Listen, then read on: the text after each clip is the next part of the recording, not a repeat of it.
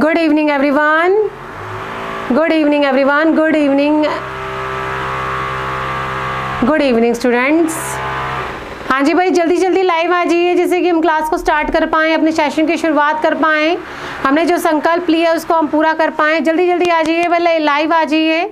और जो student live आ चुके हैं भाई जल्दी जल्दी लाइक कर दीजिए, शेयर कर दीजिए, जिससे कि आप लोगों के भाई बंधु साथी संगी जितने भी आपके फ्रेंड सर्कल में हैं उन तक इन सेशन को पहुँचाया जा सके और जो इम्पोर्टेंट क्वेश्चन हैं उनको उनके बारे में जानकारी प्राप्त हो सके। तो चलिए आज की सेशन की शुरुआत करते हैं। क्वेश्चन मेरे हैं, जवाब आपके हैं। जल्दी जल्दी आप लोगों के प्यारे प्यारे जो आंसर हैं वो जो है वो आपकी स्क्रीन पर होने चाहिए और मुझे पता चलना चाहिए कि किस बच्चे ने कौन से क्वेश्चन का क्या जवाब दिया है। चलिए शुरू करें, शुरुआत करें, फर्स्ट क्वेश्चन की तरफ बढ़ें। तो देखिए फर्स्ट क्वेश्चन क्या कहना चाहता है हमारा, the port city of Indus valley civilization was. Sindhu घाटी सभ्यता का बंदरगाह, पोर्ट को क्या कहते हैं, बंदरगाह कहते हैं। पहले तो मुझे ये बताइए what is the meaning of बंदरगाह। बंदरगाह क्या होता है? बंदरगाह वो होता है जहां पर सामान रखा जाता है, एक्सपोर्ट और इंपोर्ट होता है, सामान आता है और जाता है। एक्सपोर्ट और क्या होता है, इंपोर्ट होता है। तो बंदरगाह उसे कहते हैं जहां पर सामान रखा जाता है, दूसरे देशों के साथ हमने बिजनेस करते हैं, हम व्यापार करते हैं। तो देखिए सिंधु घाटी सभ्यता का बंदरगाह कौन सा है, आप सभी को पता है कौन सा है, हड़प्पा, कालीबंगा, लोथल एंड मोहनजोदड़ो। जल्दी जल्दी बताइए स्टूडेंट्स आंसर क्या आएगा। बिल्कुल सही, online, very good answer, option number C is Lothal. क्यों? क्योंकि लोथल से हमें क्या मिला है, डॉकयार्ड मिला है। क्या हमें मिला है, डॉकयार्ड मिला है, जो क्या है एक जहाज की गोदी है, जो क्या है एक जहाज की क्या है गोदी है, जिससे पता चलता है कि यहाँ पर क्या रखा जाता था, सामान रखा जाता था। क्या रखा जाता था, सामान रखा जाता था।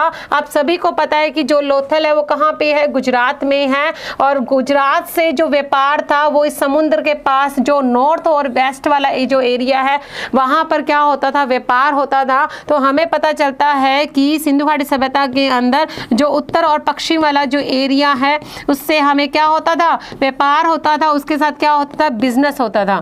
क्या होता था, बिजनेस होता था। क्लियर, बात समझ में आई। क्योंकि लोथल से हमें क्या मिला, एक डॉकयार्ड मिला है जो क्या है 216 मीटर क्या है, लंबा है।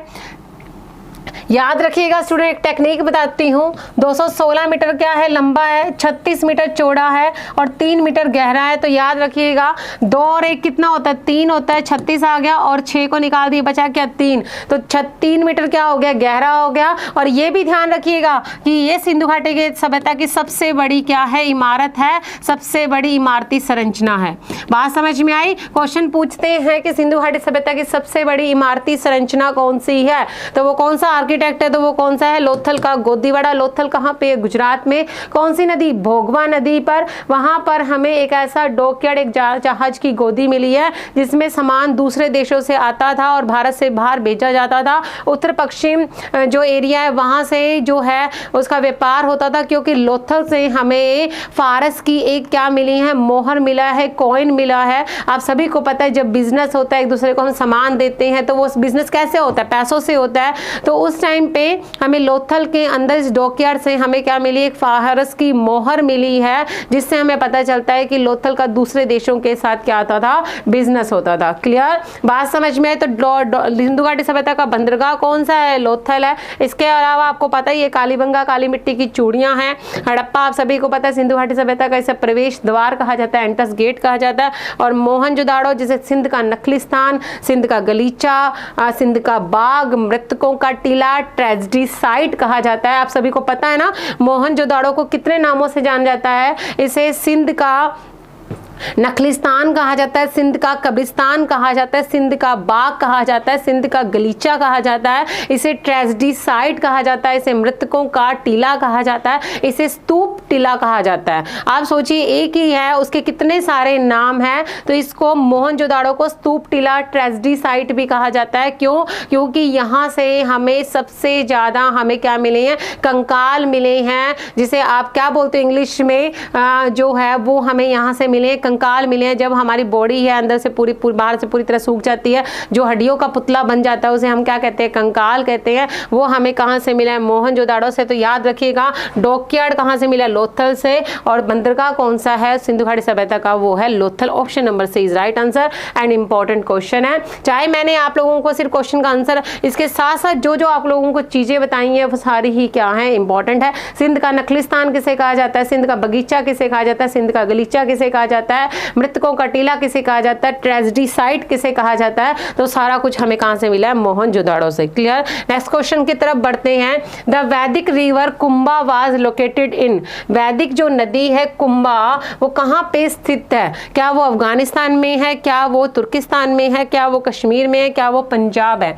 स्टूडेंट मैं आप लोगों को यहाँ पे एक चीज बताना चाहूंगी कि ऋग्वेद जो हमारा प्राचीनतम सबसे बड़ा वेद है, उस वेद के अंदर हमें अफगानिस्तान की कुछ नदियों के बारे में जानकारी मिलती है। अफगानिस्तान की कुछ नदियों के बारे में जानकारी मिलती है, जैसे कि एक आती है कुंभा, जिसको आप लोग क्या कहते हो, काबुल।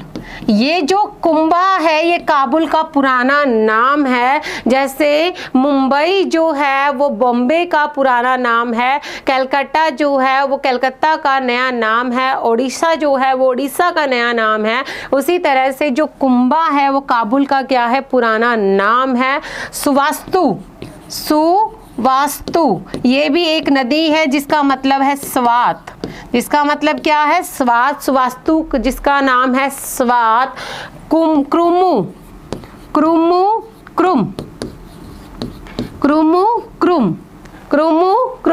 एक आता है गोमती, एक आता है गोमती जिसका वर्तमान में नाम क्या है, गोमल।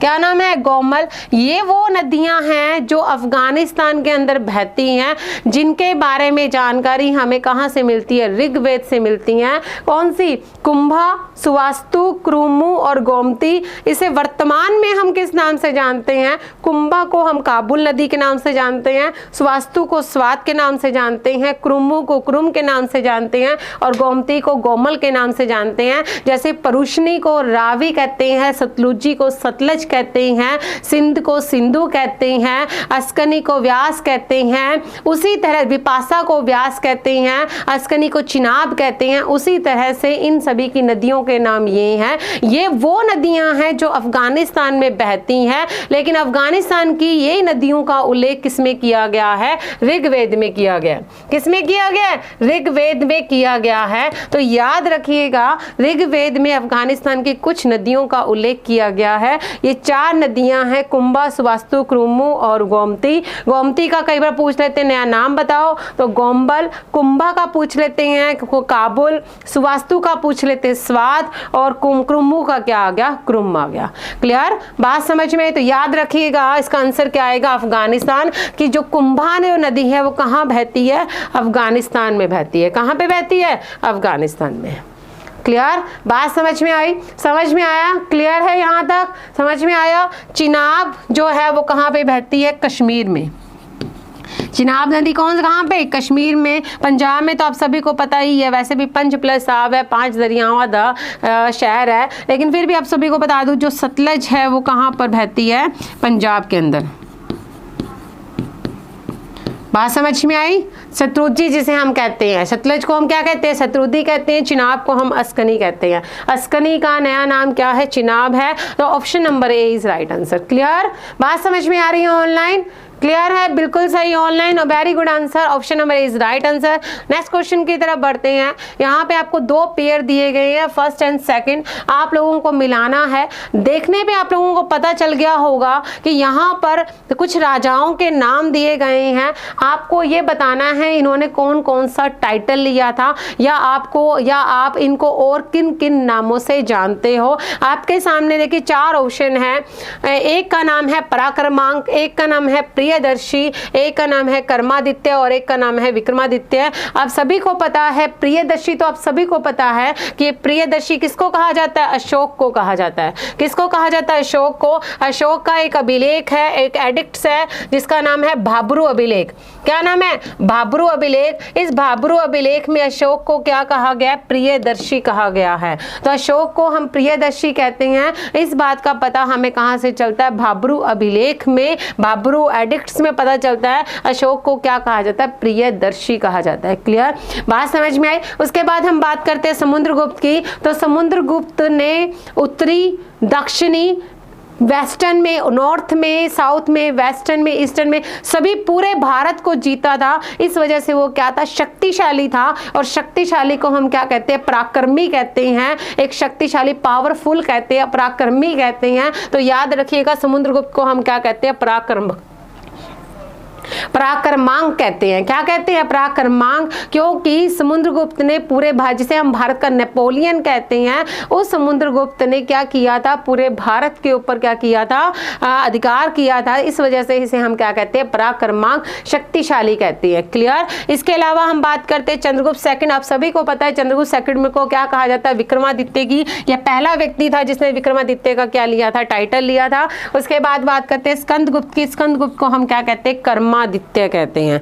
क्या कहते हैं? कर्मादित्य। ये इन सब की क्या है? उपाधियां हैं, इन सब का टाइटल है। तो याद रखना, अशोक को प्रियदर्शी कहते हैं, समुद्रगुप्त पराक्रमी था, शक्तिशाली था, इसे पराक्रमांक कहते हैं। चंद्रगुप्त सेकंड पहला व्यक्ति था जिसने विक्रमादित्य का टाइटल लिया था।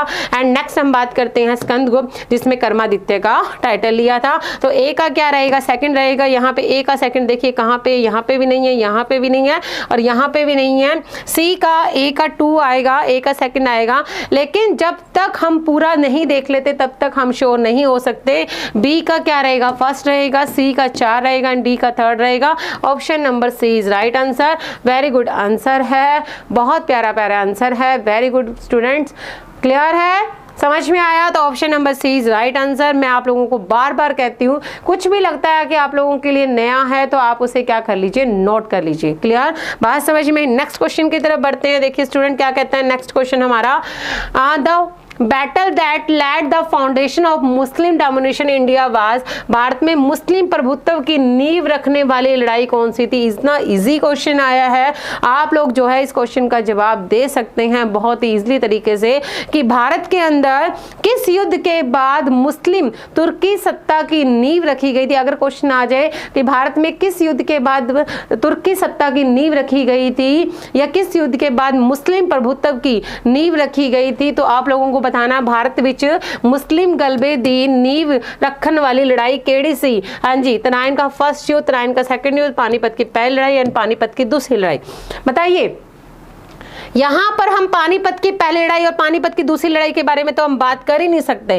क्यों? क्योंकि ये तो मुगल पीरियड आ गया, और मुगलों से पहले भी दिल्ली सल्तनत आया है, और दिल्ली सल्तनत के सारे सुल्तान क्या थे? मुस्लिम थे। तो यहाँ पे तो बात ही खत्म होगी। तो पानीपत की पहली लड़ाई और पानीपत की दूसरी लड़ाई की तो हम बात कर ही नहीं सकते, ये तो बात ही खत्म होगी। बात करते तराइन का फर्स्ट युद्ध, तराइन का सेकंड युद्ध। आप सभी को पता है तराइन का जो फर्स्ट युद्ध 1191 में हुआ था, जिसमें पृथ्वीराज चौहान ने मोहम्मद गौरी को क्या कर दिया था? हरा दिया था। तो क्या उस युद्ध में मुस्लिम प्रभुत्व की नींव रखी गई थी? नहीं रखी गई थी, तो ये भी नहीं हो सकता।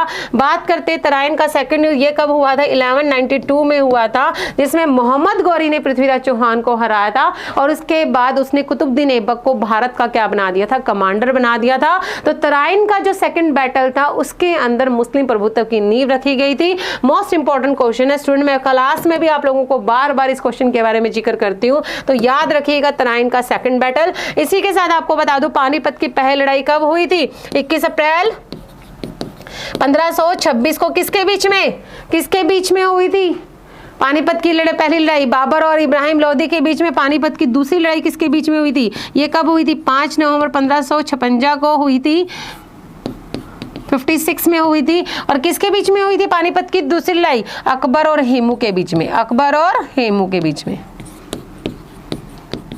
क्लियर? बात समझ में आई? तो option number B is right answer, कि तराइन के सेकंड बैटल ने भारत में मुस्लिम प्रभुत्व की क्या रख दी? नींव रख दी। क्लियर है? बात समझ में आ रही है? यहां तक क्लियर हुआ? बहुत इजी क्वेश्चन था। इसके साथ नेक्स्ट क्वेश्चन की तरफ देखते हैं। Who among these was not form of the slave dynasty? इनमें से कौन गुलाम वंश से रिलेटेड नहीं है? भाई बहुत इजी क्वेश्चन है ये तो, कि कौन गुलाम वंश से रिलेटेड नहीं है। आप मुझे पहले बताइए, गुलाम वंश ने कितने टाइम तक शासन किया था? 1206 से लेकर लेकर 1290 तक, ठीक है, आप सभी को पता है, ठीक है। इसके अंदर कौन सा वंश आता है? सबसे पहले कुतुबी वंश आता है। कौन सा वंश आता है? कुतुबी। गुलाम वंश ने सबसे पहले कहां से 1206 से लेकर 1290 तक शासन किया। इसमें सबसे पहले कौन सा वंश आया? कुतुबी वंश आया। कुतुबी वंश में कौन कौन आए थे? कुतुबी वंश में कौन कौन आए थे? कुतुबुद्दीन ऐबक आया था, आराम शाह आया था। आराम शाह कुतुबुद्दीन वंश के बाद में कौन सा आया था? इलबरी वंश आया था। इलबरी वंश में कौन आए थे? इल्तुतमिश आए थे, रजीना सुल्ताना आई थी। इलबरी वंश के बाद में कौन सा आया था? बलबनी वंश आया था। बलबनी वंश में कौन आया था? बलबन आया था। और बलबनी वंश के साथ ही गुलाम वंश क्या हो गया था? खत्म हो गया था। तो आप ये देखिए, बलबन कौन से वंश में आता है? बलबनी वंश में आता है, तो इसका मतलब ये तो आएगा। इल्तुतमिश कौन से वंश में आता है? इलबरी वंश में, तो इलबरी वंश में तो किस में आता है? गुलाम वंश में, तो ये भी आएगा। कुतुबुद्दीन ऐबक किस वंश में आता है? कुतुबी वंश में आता है, तो ये भी इसमें आएगा। बचा क्या? इब्राहिम लोदी। इब्राहिम लोदी जो है वो गुलाम वंश के अंदर नहीं आता, लोदी डायनेस्टी के अंदर आता है, तो इसका मतलब option number D is right answer. Easy सा क्वेश्चन था, बस थोड़ा सा जो है वो इधर से उधर देखना था कि क्या है क्या नहीं है। हालांकि सब बिल्कुल सामने दिख रहा था कि गुलाम वंश से रिलेटेड नहीं है, फिर भी अगर थोड़ा सा लॉजिक लगाना है तो आप लगा सकते हो कि लोदी जो है वो लोदी डायनेस्टी से रिलेटेड है और लोदी गुलामों में नहीं आता है। क्लियर बात समझ में? तो option number D is right answer. Clear है? ऑनलाइन समझ में आ रहा है? क्वेश्चन बहुत अच्छे क्वेश्चन है, बहुत अच्छे क्वेश्चन है। अगर आप लोग अच्छे से अपने दिमाग को लगा के करते हो, और आप यकीन करिए अगर आप लोग ये संकल्प सीरीज वाले क्वेश्चन करते हैं 7 PM वाले, शाम को 7 बजे वाली क्लास वाले, आप लोगों की हिस्ट्री के अंदर इतनी अच्छी तैयारी हो जाएगी कि आप लोगों के जो क्वेश्चन है वो चुटकियों पे हो जाएंगे। आप लोगों को इसके लिए ऑप्शंस की जरूरत भी नहीं पड़ेगी। क्यों? क्योंकि जब आपका कॉन्सेप्ट क्लियर होता है तब आप लोगों को ऑप्शंस की जरूरत नहीं पड़ती है। बात समझ में आई? आगे बढ़े नेक्स्ट क्वेश्चन की तरफ। नेक्स्ट क्वेश्चन देखिए क्या कहता है। Indian ruler contemporary of the queen Elizabeth of England was. England की महारानी एलिजाबेथ प्रथम के समकालीन भारतीय शासक कौन था?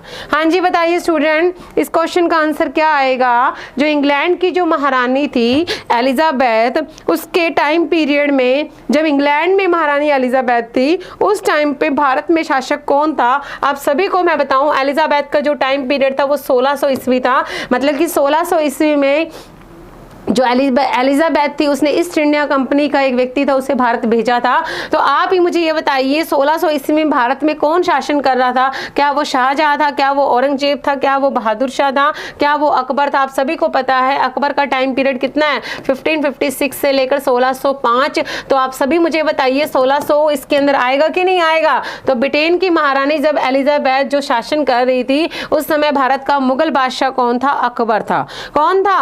अकबर था। क्लियर बात समझ में आई? समझ में आ गई है? यहां तक क्लियर हुआ कि अकबर जो था वो किसके टाइम पीरियड में था? महारानी एलिजाबेथ के शासनकाल में था। क्लियर है? बात समझ में आई?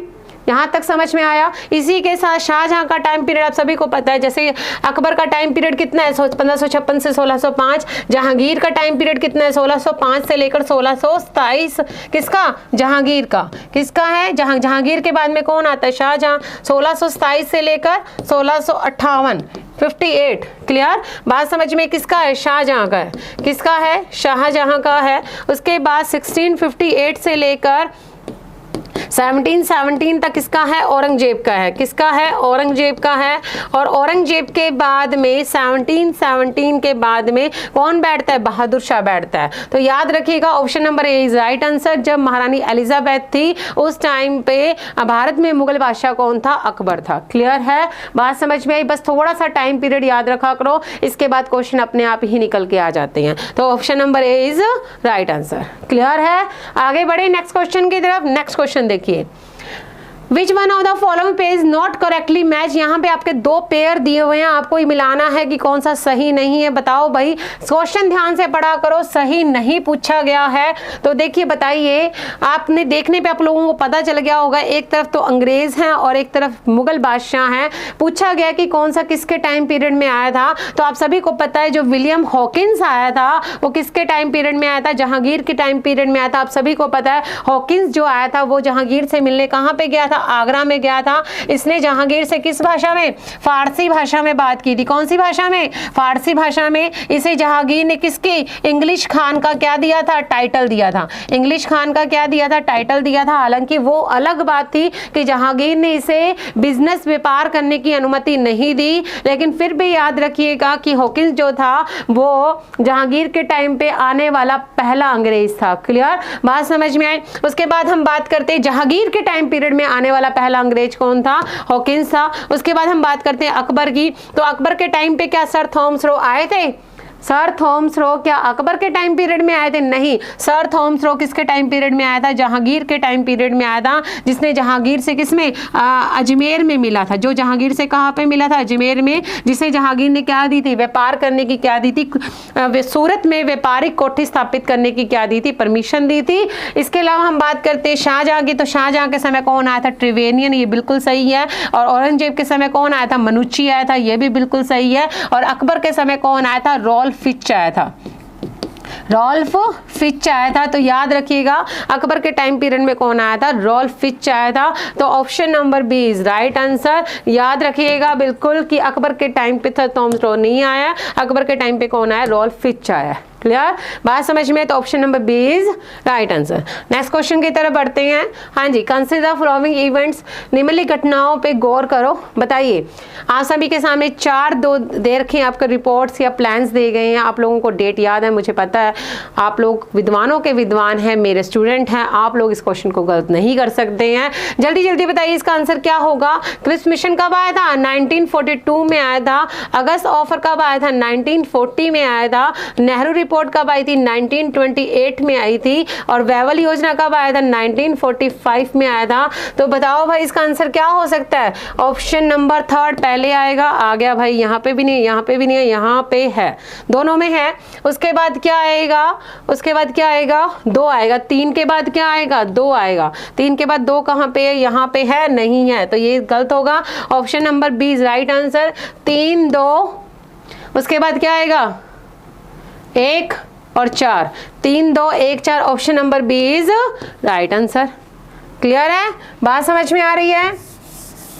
Option number B is right answer. देख लीजिएगा, बिल्कुल इजी था। आप लोगों ने अगर मॉडर्न हिस्ट्री बहुत ही ध्यान से पढ़ी है तो आप लोगों के लिए डेट्स याद करना बहुत ही इजी होगा। क्लियर? बात समझ में? तो option number B is right answer है। आगे देखते हैं, नेक्स्ट क्वेश्चन की तरफ बढ़ते हैं। हाँ जी भाई, मशहूरी आ गई। जो स्टूडेंट पीएस टेट की तैयारी कर रहे हैं भाई, उनके लिए बैच शुरू हो चुका है। 11 अप्रैल को जल्दी से जल्दी ज्वाइन करो और अपने आप को एनरोल करवाओ, जिससे कि आप लोगों का सरकारी नौकरी पाने का सपना पूरा हो सके। क्लियर? नेक्स्ट क्वेश्चन देखिए, निम्नलिखित में से कौन सा सही नहीं है? सही ढंग नाल नहीं मेल खांदा। हाँ जी दसो, इसका आंसर की होएगा? Motilal Nehru, Nehru report, Mahatma Gandhi, Champaran movement, Subhash Chandra Bose, forward block, और मोहम्मद अली जिन्ना, खिलाफत मूवमेंट। हाँ जी बताइए स्टूडेंट ऑनलाइन, जल्दी जल्दी बताइए। क्वेश्चन बहुत ही इंटरेस्टिंग एंड बहुत ही इंपॉर्टेंट है। जल्दी जल्दी बताइए इसका आंसर क्या हो सकता है। मोतीलाल नेहरू क्या नेहरू रिपोर्ट से जुड़े हुए थे? हाँ जी बिल्कुल जुड़े हुए थे, क्योंकि ये नेहरू जो रिपोर्ट थी वो किसने पेश की थी? मोतीलाल नेहरू ने पेश की थी। तो ये तो बिल्कुल सही है। महात्मा गांधी आप सभी को पता है चंपारण सत्याग्रह से जुड़े हुए थे, ये भी बिल्कुल सही है। सुभाष चंद्र बोस ने एक क्रांतिकारी संस्था की स्थापना की थी जिसका नाम था फॉरवर्ड ब्लॉक 1939 में, ये भी बिल्कुल सही है। चंपारण कब? 1917 में। नेहरू रिपोर्ट 1928 में। अब मुझे ये बताइए, क्या मोहम्मद अली जिन्ना खिलाफत मूवमेंट से जुड़े हुए थे? नहीं। खिलाफत मूवमेंट से कौन जुड़ा हुआ था? अली ब्रदर्स जुड़े हुए थे। शौकत अली, कौन जुड़ा हुआ था? शौकत अली, मोहम्मद अली, शौकत अली और अली ब्रदर्स थे ये दोनों। और कौन था? अब्दुल कलाम आज़ाद जो थे, अब्दुल कलाम आज़ाद थे। मैंने याद करवाया था, अली और कली, शौकत अली, मोहम्मद अली और मौलाना अब्दुल कलाम आज़ाद, ये तीनों ही खिलाफत मूवमेंट से जुड़े हुए थे, न कि मोहम्मद अली जिन्ना।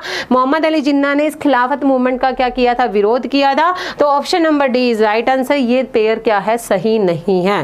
क्लियर है? बात समझ में? बहुत सारे स्टूडेंट को लगता है यार खिलाफत जो मूवमेंट है वो मुस्लिम मूवमेंट है, तो जरूरी जो मोहम्मद अली जिन्ना है वो भी मुस्लिम है, तो हो सकता है वो भी जुड़े होंगे, लेकिन ऐसा नहीं है। कॉन्सेप्ट्स को पढ़ा करो, कई बार कॉन्सेप्ट्स भी क्या हो जाते हैं, आप लोग गलत लगा देते हो। तो याद रखना option number D is right answer.